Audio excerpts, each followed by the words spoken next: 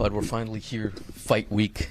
You know, a lot has been talked about this particular event, and you've been part of huge events, but how does this compare to other ones that you've had? Well, you know, this is definitely by far the biggest event that I have took any parts in, and, you know, I'm just ready to go out there and, you know, have some fun. How do you compare Canelo to maybe any other fighter that you've faced thus far? He got a mixture, you know. He's a counter puncher. He's a brawler. He's a boxer. He's a kung fu fighter. I couldn't compare him to one fighter. I would have to put, you know, multiple fighters together to get Canelo. A lot of it's been made of the weight. You're coming up 2 weight divisions. Mm-hmm. How do you think that will impact you during the fight? I don't know. I think a lot of people is taking too much into it. You know, we shall see.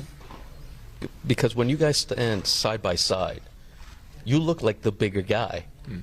Even though most people say, oh, well, you know, Terence is coming up 2, maybe 3 weight divisions to fight Canelo, and so, you know, that's an unfair advantage. When you see Canelo eye to eye, what do you see?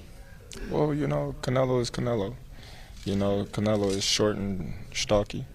You know, Canelo's never been a tall fighter. He's never been this massive fighter that people think he is. You know, Canelo's been winning with his power and skills. You know, he's very skillful. How do you respond? You know, you've heard him say numerous times that his resume is way better than yours. How do you respond to that? He's not fighting my resume. He's fighting me.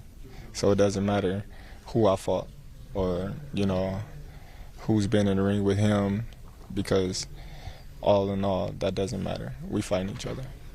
And lastly, people, you know, haven't seen either one of you really go down. Do you think that there's the possibility of one of you touching the canvas on Saturday night? Him? Yeah, not me. For sure. Do you expect to be able to hurt him and maybe knock him out?